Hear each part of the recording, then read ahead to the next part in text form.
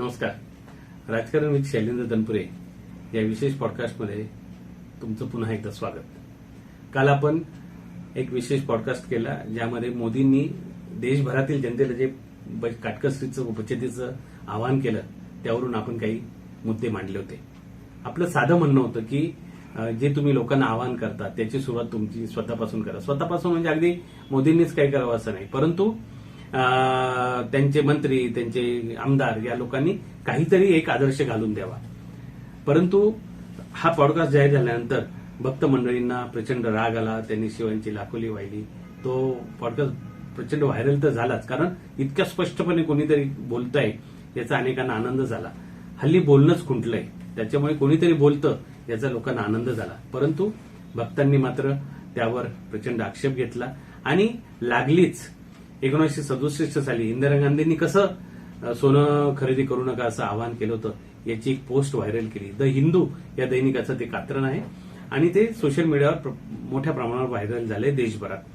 परंतु त्याचा जेव्हा पाहणी केली गेली, त्याची तपासणी केली गेली, त्यावेळेस हे पूर्णतः बनावट असल्याचं स्पष्ट झालं. म्हणजे भक्त मंडळी कशा पद्धतीनं रिॲक्ट होतात आणि आपण जे करतो ते आणखी स्वतःच्या पायावरच कुऱ्हाडीचा दांडा पाडून घेतो असं त्यात झालेलं आहे.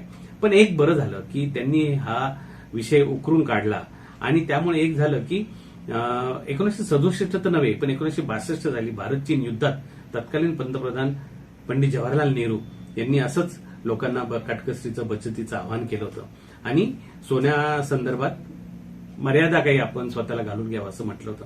त्यावेळेस इंदिरा गांधींनी, त्या पंतप्रधान नव्हत्या परंतु त्या मंत्रिपदावर होत्या आणि त्यांनी स्वतःचं 370 ग्रॅम सोनं हे डिफेन्सला म्हणजे संरक्षण दलाला दान करून या मोहिमेची सुरुवात केली आहे.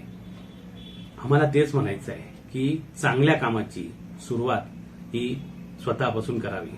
दुसऱ्याला सांगे ज्ञान आणि स्वतः मात्र कोरडे पाषाण असं होता कामा नाही. ते लोकांना पटत नाही. जो एक आगडोम या आव्हानानंतर देशभर उसळलाय त्याचं कारण तेच आहे. किमान आता तरी पंतप्रधान मोदी असतील किंवा त्यांचे इतर सरकारमधले राज्याचे मुख्यमंत्री असतील, त्यांनी या संदर्भात काही आदर्श घालून दिला, निश्चितच लोकांना ते आवडेल. परंतु असं आवाहन केल्यानंतर स्वतः पंतप्रधान 5 देशांच्या दौऱ्यावर निघाले आहेत. ते सोमनाथला गेले, फार मोठा जल्लोषाचा तिथं कार्यक्रम झाला. हे सगळं चालूच आहे आणि एकीकडे आपण आवाहनही करतो आहोत. त्यामुळे हे कुठेतरी थांबावं असं आम्हाला वाटतं आणि जनतेला सुद्धा यामध्ये ज्या काही त्यांच्या भावना असतील त्या त्यांनी बोलल्या पाहिजे. भक्त त्यांचं काम करतायत, ते मोदींची कठ्ठरपणे बाजू लावून धरतायत, परंतु आम जनतेला याबद्दल काय वाटतं त्यांनी खाली या संदर्भात कमेंट करावं आणि आपलं म्हणणं मनमुरादपणे व्यक्त करावं. कारण जोपर्यंत आपण बोलत नाही तोपर्यंत आपल्याला हे सगळं मान्य आहे असं गृहीत धरलं जातं. तरी आपण पुन्हा भेटूया पुढच्या पॉडकास्टमध्ये, परंतु या विषयावर कमेंट मात्र जरूर करा. धन्यवाद.